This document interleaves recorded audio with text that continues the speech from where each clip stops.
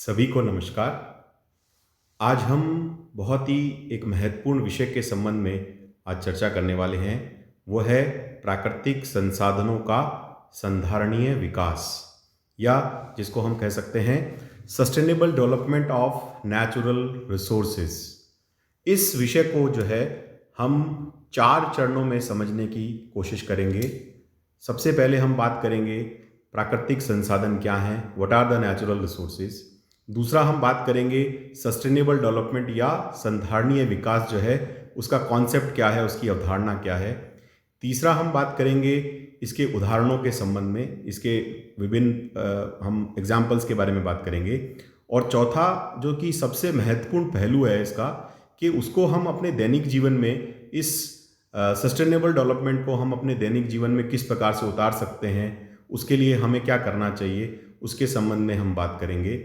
मैं आपको बताना चाहता हूँ, मैं हूँ डॉक्टर मनोज कुमार बत्रा, सह आचार्य रसायन शास्त्र विभाग, सम्राट पृथ्वीराज चौहान राजकीय महाविद्यालय अजमेर। और आज की जो ये वार्ता है वो commissionerate of education government of Rajasthan के द्वारा एक कार्यक्रम जो लॉन्च किया गया है, आनंदम कार्यक्रम, उसके अंतर्गत की जा रही है। ये जो कार्यक्रम है, ये कार्यक्रम विद्यार्थियों के लिए है, जिसमें विद्यार्थियों को शिक्षा के साथ साथ उनके दैनिक जीवन में गुणवत्ता आए, वो किस प्रकार से एक मानवीय मूल्यों से युक्त एक जीवन, एक समाजोपयोगी जीवन जो है, एक समाज के लिए उपयोगी जीवन किस प्रकार से वो जी पाएँ, उनको उस संबंध में मदद करने से संबंधित ये कार्यक्रम है। तो अब हम अपनी बात को जो है आगे स्टार्ट करते हैं, sustainable development of natural resources. तो देखिए, सबसे पहले जैसा आपकी बात की हमने कि हम बात करेंगे कि प्राकृतिक संसाधन या जो नेचुरल रिसोर्सेज हैं वो क्या हैं।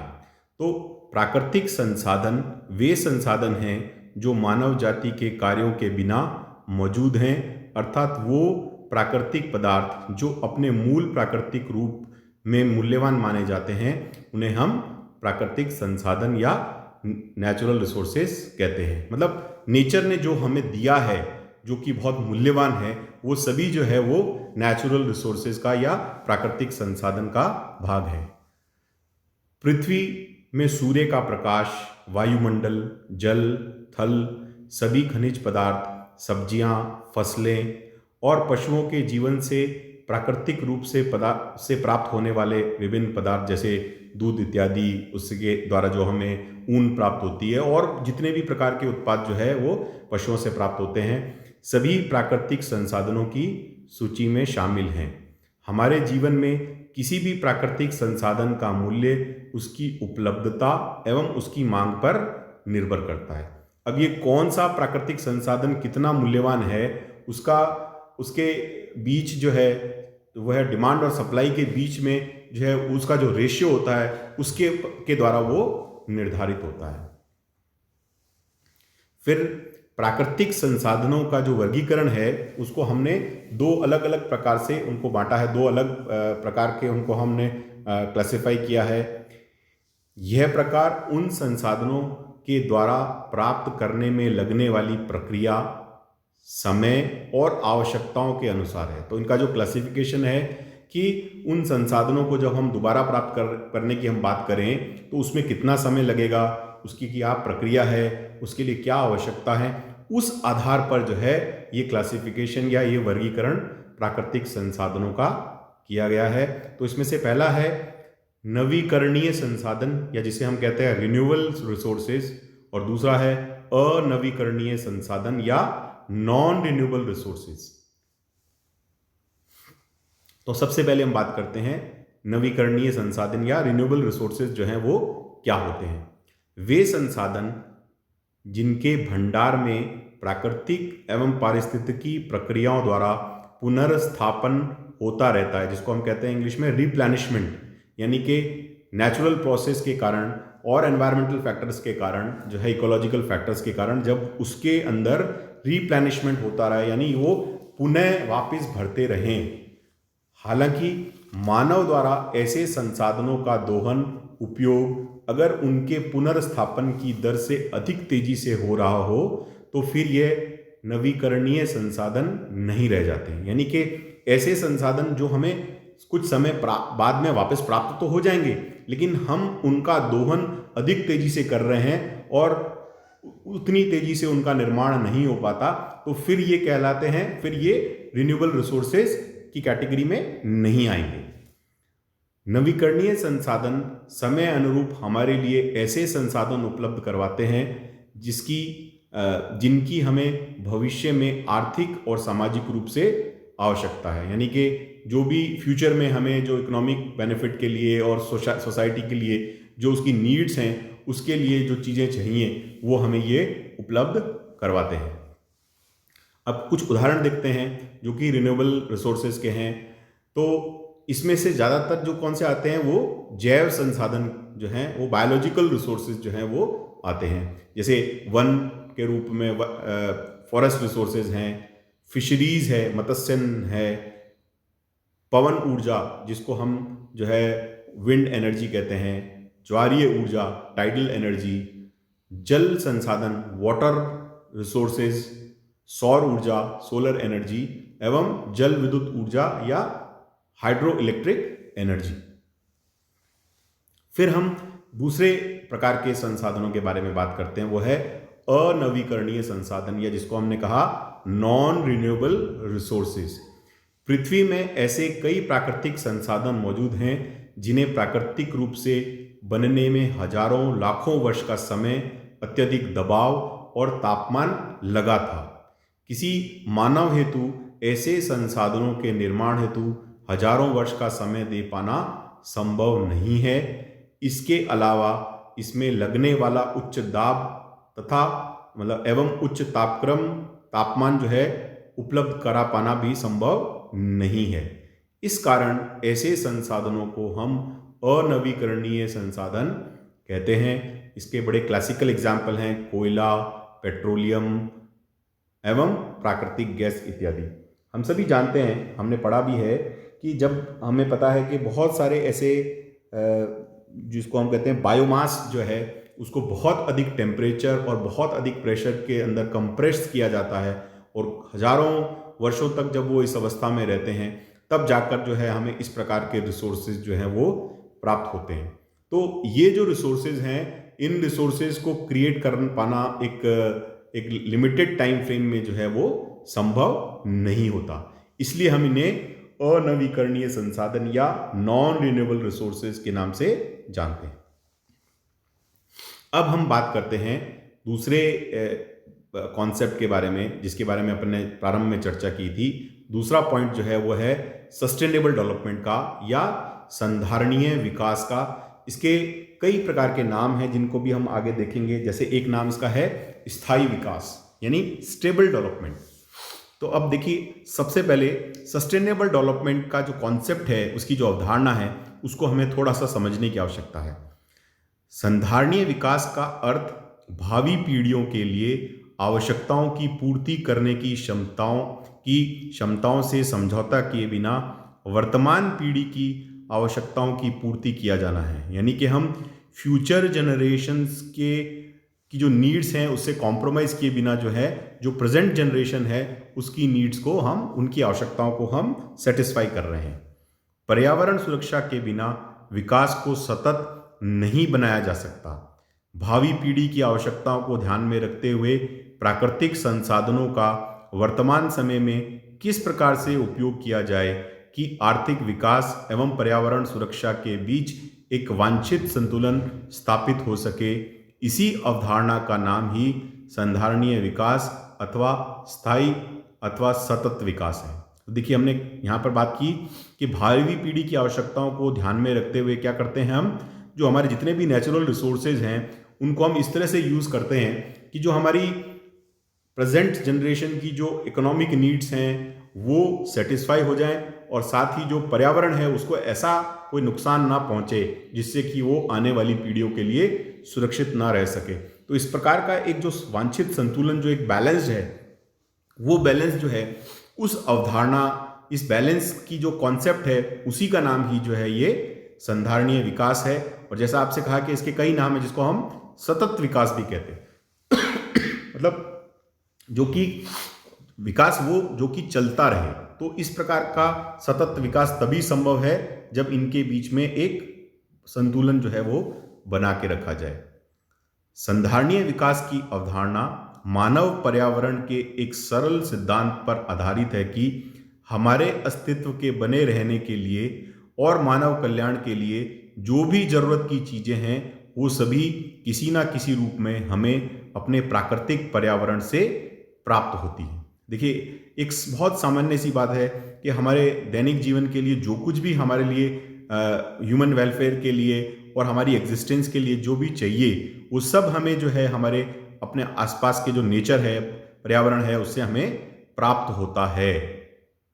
अतः संधारणीय विकास यह सुनिश्चित करता है कि मनुष्य और उसका पर्यावरण एक स्वस्थ और सुसंबद्ध रूप से आपस में संबंधित रहें और प्रकृति की उत्पादकता एवं विविधता चिरकाल तक बनी रहे। तो ये जो कॉन्सेप्ट है ये इंश्योर करता है कि हमारे और प्रकृति के बीच में क्या है, एक बैलेंस बना रहे, उसके बीच में एक अच्छा रिलेशनशिप जो है, एक हेल्दी रिलेशनशिप जो है वो बना रहे, और जो नेचर की जो प्रोडक्टिविटी और उसकी जो डाइवर्सिटी है, उसकी जो विविधता है, वो चिरकाल तक, मतलब वो एक लंबे समय तक जो है वो मेंटेन रह पाए, बनी रह पाए। इस प्रकार से हमें जो है वो विकास जो है उसको करना है, और उसी अवधारणा का नाम जो है, उसका कॉन्सेप्ट जो है, जिसको हम कहते हैं वो है सस्टेनेबल डेवलपमेंट। प्राकृतिक संसाधनों का संधारणीय उपयोग एक ऐसा मार्गदर्शक सिद्धांत है, ऐसा एक, ये जिसको हम कहते हैं गाइडिंग प्रिंसिपल है, जिससे हमारी पृथ्वी और प्राकृतिक पर्यावरण की विविधता, प्राकृतिक उत्पादनशीलता, क्षमता और स्थायित्व बने रहें। तो मतलब ये एक ऐसा कॉन्सेप्ट है, ऐसा गाइडिंग प्रिंसिपल है जो ये इंश्योर करता है, जो ये सुनिश्चित करता है कि जो हमारे प्राकृतिक पर्यावरण है उसकी विविधता, डाइवर्सिटी, उसकी नेचुरल प्रोडक्टिविटी, उत्पादनशीलता, उसकी कैपेसिटी, क्षमता और उसकी स्टेबिलिटी, ये सभी जो है, और मानव जीवन का अस्तित्व जो है, ये सभी लंबे समय तक, चिरकाल तक जो है वो संकट मुक्त रह सके, उस पर कोई खतरा नहीं हो। तो इस कॉन्सेप्ट को हमें इस दृष्टिकोण के साथ में समझना चाहिए कि हमारी प्रेजेंट जनरेशन की जो नीड्स हैं उसको भी हम मीट आउट कर रहे हैं, साथ ही जो भविष्य है उसके अंदर जो आने वाली पीढ़ियां हैं उनके लिए भी हम पर्यावरण का को जो है वो सुरक्षित रूप से आगे छोड़ रहे हैं, जिससे कि वो भी उसका उपयोग जो है वो अपने जीवन में कर सकें। अन्य शब्दों में संधारणीय विकास का आशय पृथ्वी पर जीवन काल को जारी रखने से संबंधित है। मतलब ऐसा नहीं हो कि हमारा जीवन है तब तक ही इसमें मानव का अस्तित्व रहे, उसके बाद में ये पृथ्वी पर क्या हो रहा है हमें उससे कोई मतलब नहीं है, लेकिन ये फ्यूचर जनरेशन को भी हम उसको कंसीडर करके, उसको सामने रखते हुए हम इस प्रकार से हमारे विकास को संचालित कर रहे हैं। अब देखिए, इसके थोड़े इतिहास पर थोड़ी सी बात करते हैं कि ये जो कॉन्सेप्ट है ये कब आया। तो सबसे पहले जो है संधारणीय विकास शब्द का उपयोग जो है वो प्रथम बार 20 मार्च 1987 में संयुक्त राष्ट्र संघ, जैसे यूएनए जो है, उसके द्वारा जारी की गई जो ब्रेटलैंड रिपोर्ट है उसमें सबसे पहले इसका पहली बार उल्लेख जो है वो किया गया था।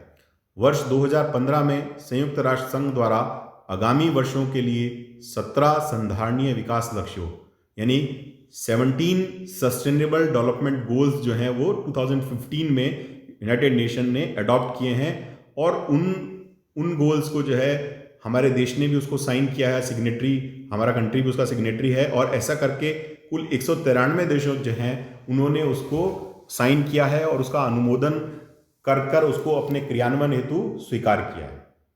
तो संधारणीय विकास लक्ष्यों का निर्धारण जो है वो यूनाइटेड नेशन द्वारा आगामी 15 वर्षों के लिए किया गया है, जो कि 17 गोल्स हैं जिसे 193 देशों ने अनुमोदित कर क्रियान्वयन हेतु स्वीकार किया है।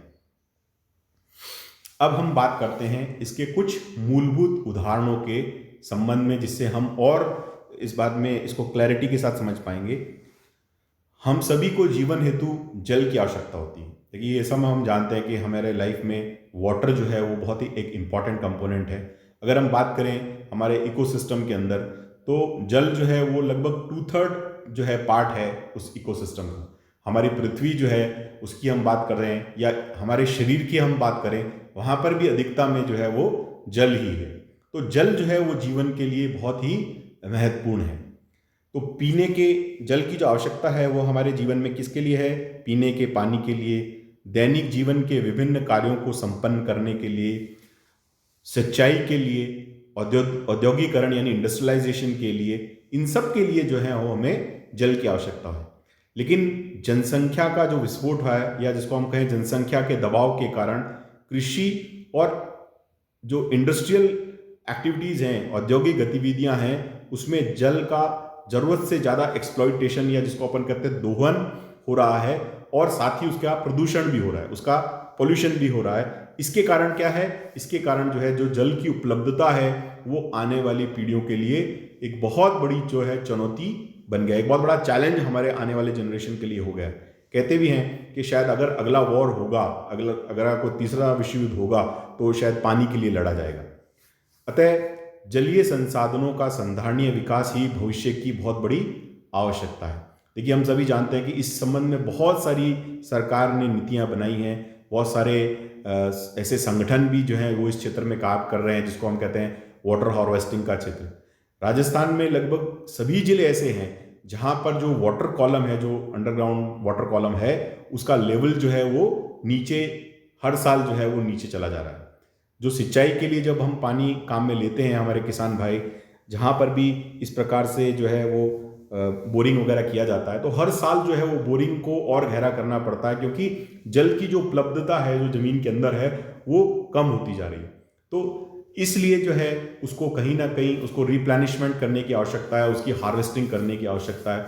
तो हमारा जो विकास है वो इस प्रकार से हो कि हम जल का उपयोग करें, लेकिन आने वाले समय के लिए भी जल जो है वो एक प्योर वाटर जो है, मतलब पीने का शुद्ध पानी जो है सबको उपलब्ध हो पाए, उसके लिए भी हमें आवश्यकता है कि हम विकास के साथ साथ इस बात का भी ध्यान रखें कि भविष्य की जो आने वाली पीढ़ियां हैं उनके लिए भी जो है जल जो है पर्याप्त मात्रा में उपलब्ध हो। इसलिए क्या है कि हमें जो हमारे वाटर रिसोर्सेज हैं उसको बहुत ही सस्टेनेबिलिटी के साथ में, उसको संधारणीय रूप से जो है विकसित करने की आवश्यकता है। दूसरा हम उदाहरण देखते हैं, ओजोन परत जो है, इसका क्षरण जो है हमारे वायुमंडल, ओजोन परत का जो क्षरण है इसकी हम बात करते हैं। देखिए, हमारे वायुमंडल में ओजोन की एक परत जो है वो हमारी सूर्य से आने वाली हानिकारक पराबैंगनी किरणों से सुरक्षा प्रदान करने का कार्य करती है। ये आप सभी विज्ञान के विद्यार्थी और जो दूसरे भी विद्यार्थी हैं वो सभी जानते हैं कि हमारे चारों तरफ जो एनवायरनमेंट है इसमें एक स्ट्रेटोस्फीयर का एक लेवल है। स्ट्रेटोस्फीयर के अंदर जो है ओजोन हमारे उसमें पाई जाती है, और वो एक तरह से छतरी के समान है हमारे चारों तरफ। वो सूरज से आने वाली पृथ्वी की ओर जो पराबैंगनी किरणें हैं उनको रोकने का कार्य करती है।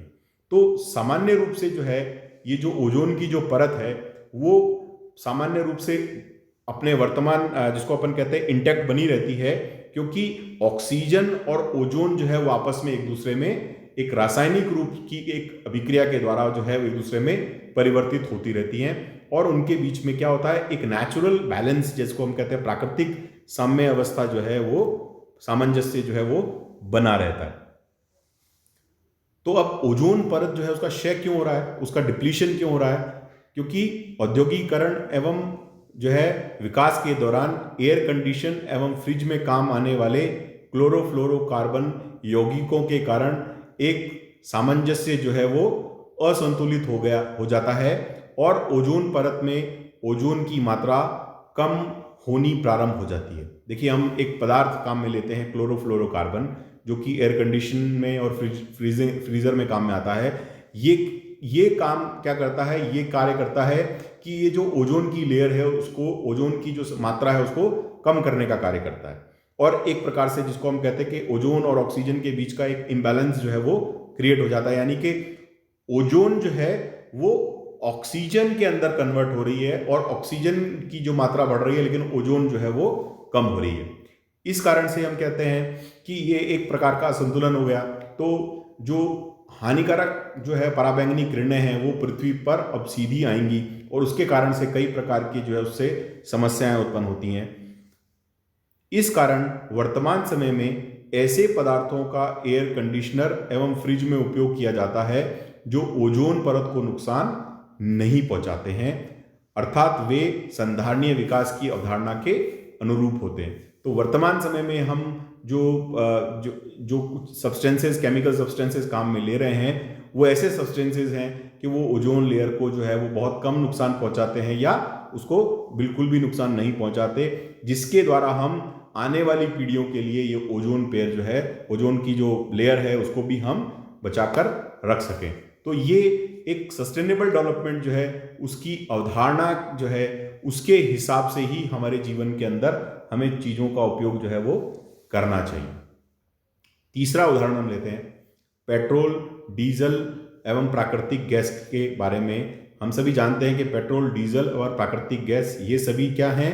ये प्राकृतिक संसाधन है, ये नेचुरल रिसोर्सेज हैं एवं ऊर्जा प्राप्ति के लिए सर्वाधिक उपयोग में आने वाले स्रोत हैं। अगर हम अपने दैनिक जीवन को भी देखें तो हमारा दैनिक जीवन इनके ही इर्द गिर्द घूमता है। तो हम सीख सकते हैं कि हमारी जो ऊर्जा की आवश्यकता है, एनर्जी रिक्वायरमेंट को पूरा करने में यही मुख्य रूप से काम में आते हैं। इनकी कीमत का निर्धारण भी इनकी उपलब्धता और मांग के हिसाब से होता है। ये हम सभी जानते हैं कि हमारे दिन भर जो है जो भी चीज़ें हम काम में लेते हैं उनकी जो वैल्यू है एक्चुअली उसकी डिमांड और सप्लाई पर डिपेंड करती है। इनका उपयोग वर्तमान पीढ़ी द्वारा इस गति से किया जाना चाहिए जिससे कि पर्यावरण प्रदूषण भी ना हो और इनकी उपलब्धता आने वाली पीढ़ियों के लिए सुनिश्चित की जा सके। अतः इन संसाधनों की जिसको हम कहते हैं कि जो सस्टेनेबिलिटी है उस कॉन्सेप्ट को हमें ध्यान में रखते हुए जो है इसको संधारणीय विकास की अवधारणा को ध्यान में रखते हुए इन संसाधनों का विकास हमें करना चाहिए, उसका उपभोग जो है वो हमें करना चाहिए। फिर हम नेक्स्ट लेते हैं उदाहरण जो है वो है मत्स्य पालन का, यानी फिशरीज का। तो मत्स्य पालन भी एक प्रकार का प्राकृतिक संसाधन है, मतलब फिशरीज जो है वो भी एक नेचुरल रिसोर्सेज हैं। मत्स्य अर्थात मछलियों का दोहन भी इस गति से किया जाना चाहिए कि नई मछलियां प्रजनन के माध्यम से उत्पन्न हो सकें। मछलियों के दोहन के समय में अगर इतना अधिक दोहन कर दिया जाए कि प्रजनन द्वारा उनका आगे विकास करना संभव ना हो तो वह मछलियां भी अपने मछलियों का जो मूल अस्तित्व है वही समाप्त हो जाएगा। इसलिए जो फिशरीज है या जिसको हम कहते हैं मत्स्य पालन है वो उसकी संधारणीय मतलब उसके विकास में भी जो सस्टेनेबिलिटी है उसको हमें ध्यान में रखना चलेगा। संधारणीय विकास की जो अवधारणा है उसको ध्यान में रखते हुए हमें इस प्रकार से फिशरीज जो है उसको प्रमोट करना चाहिए। अब यहाँ हमें समझने की बात यह है कि सामान्य रूप से जिसको कोस्टल एरियाज हैं या जो ऐसे क्षेत्र हैं जहाँ पर भी पानी की उपलब्धता है और फ्रेश वाटर में और कोस्टल एरियाज में समुद्र में जो है वो मछलियाँ अलग अलग प्रकार की प्रजातियों की वहाँ पर मिलती हैं और लोग अपने दैनिक जीवन में वो फिशेस जो हैं उसको का उपयोग करते हैं। अब जब उनको पकड़ने की बात आती है, मछलियों को पकड़ने की बात आती है, तो जो सामान्य रूप से जो मछुआरे हैं वो जिस प्रकार के जाल काम में लेते हैं उनका जो नेट होता है उसका साइज बड़ा होता है। तो जब वो मछलियों को पकड़ते हैं तो उसमें बड़ी मछलियां जो हैं वो पकड़ में आती हैं, लेकिन सभी छोटी मछलियां उसमें से निकल जाती हैं। लेकिन बहुत सारी ऐसी मल्टीनेशनल कंपनीज हैं, उन्होंने जब इसको कॉमर्शियल लेवल पे इन फिशरीज को या मत्स्य पालन को का कार्य शुरू किया तो उन्होंने नेट का साइज छोटा किया जिससे कि ज़्यादा से ज़्यादा मछलियों को जो है वो पकड़ा जा सके। लेकिन जब छोटी छोटी मछलियां भी पकड़ ली जाती हैं तो वो बड़ी नहीं हो पाती और मछलियों का जो लाइफ साइकिल है वो पूरा डिस्टर्ब हो जाता है। तो इसलिए आने वाले समय में मछलियां जो हैं वो आने वाली पीढ़ियों के लिए उपलब्ध नहीं रह पाती। तो इसलिए जो है जो मछलियों को जब भी पकड़ा जाता है तो इस तरह से पकड़ा जाए कि वर्तमान पीढ़ी के लिए भी वो उपलब्ध रहें और आने वाली पीढ़ियों के लिए, नेक्स्ट जनरेशन के लिए भी जो है उनकी अवेलेबिलिटी इंश्योर रहे। तो हमें इस सस्टेनेबिलिटी को इस कॉन्सेप्ट के साथ में, मतलब जो मछली पालन है उसके अंदर भी सस्टेनेबिलिटी के कॉन्सेप्ट को ध्यान में रखते हुए आगे बढ़ना चाहिए। तो ये हमारे आसपास के जीवन से हमने आज जैसे 4 उदाहरण लिए हैं जो हमें सस्टेनेबिलिटी क्या है उस इशू को, उस बात को, मुद्दे को जो है वो समझाने का कार्य करते हैं। अब इसके बाद में सबसे महत्वपूर्ण बात, जो चौथी बात हम लेते हैं, वो है कि हमारे दैनिक जीवन में हम इस सस्टेनेबल डेवलपमेंट के कॉन्सेप्ट का उपयोग कैसे कर सकते हैं, जो कि सबसे महत्वपूर्ण है। देखिए, विद्यार्थी के रूप में हम इस बात को इंश्योर करें कि हम जीवन में जो भी दैनिक चीज़ें काम में लेते हैं, चाहे जैसे हम पेपर की बात करते हैं, अगर हम पेपर काम में लेते हैं तो उसका उपयोग जो है हमें इस प्रकार से करना चाहिए कि हम उसको ऐसा नहीं है कि हम एक साइड का पेपर काम में लें और उसको बाकी को फेंक दें। हमें अगर लिखने के लिए अगर हम किसी पेपर को काम में लेते हैं तो दोनों साइड में उसका भरपूर उपयोग हमें करना चाहिए। दूसरी बात हम और इससे बेहतर कर सकते हैं कि स्टूडेंट होने के नाते हमें बहुत बार जो है अभ्यास के लिए जो है कुछ लिखना पड़ता है ना, उसको मेमोराइज करने के लिए कुछ लिखना पड़ता है। तो हम ऐसा कर सकते हैं कि हम स्लेट का इस्तेमाल करें, जिससे कि हम बार बार जो है उसका उपयोग कर सकते हैं और हमें पेपर जो है उसको हम वेस्ट होने से बचा सकते हैं। क्योंकि पेपर जो है वो पेड़ों के कटने से बनते हैं और आने वाली पीढ़ियों के लिए हम पेड़ों को सुरक्षित रख पाएंगे यदि हम पेपर का है जो एक ऑप्टिमम यूज़ जो है अपने लाइफ में करेंगे। इसी तरह से जो विद्यार्थी हैं, जब हम अभी तो जैसे कोरोना के कारण क्लासेस वगैरह नहीं हो रही हैं, लेकिन जब वो क्लासेस में जाते हैं तो क्लासेस में बहुत सारी बार ऐसा होता है कि कोई भी स्टूडेंट नहीं बैठा, लेकिन पंखे और लाइटें वगैरह जो हैं वो जलती रहती हैं। तो आप सभी से अनुरोध है कि हम बहुत बड़ा कार्य ना कर पाएँ, लेकिन हम कम से कम दैनिक जीवन में ऐसा कर सकते हैं कि हम बड़े साइलेंटली चुपचाप जो है वो पंखों और लाइटों को जो है उनके स्विचेस को बंद कर दें, जिससे कि जब उसका कोई उपयोग नहीं कर रहा तब तो कम से कम जो है उनको हम बंद करें और हम जो है आने वाली पीढ़ियों के लिए हम जो है हमारे प्राकृतिक संसाधनों को बचा सकते हैं। देखिए, जब हम बिजली बनाने की बात करते हैं तो ऊर्जा कभी भी जो है वो वैक्यूम से नहीं बनती। यानी कि जो ऊष्मागतिकी का प्रथम प्रिंसिपल है, ऊर्जा सदैव एक रूप से दूसरे रूप में परिणित होती है, कभी भी उसको उत्पन्न अथवा नष्ट नहीं किया जा सकता। तो जो बिजली हमारे यहाँ पर बनती है, चाहे वो हाइड्रो इलेक्ट्रिक के कारण हो, चाहे वो थर्मल तरीके से बने, चाहे वो न्यूक्लियर तरीके से बने, कुछ ना कुछ मटेरियल की आवश्यकता होती है।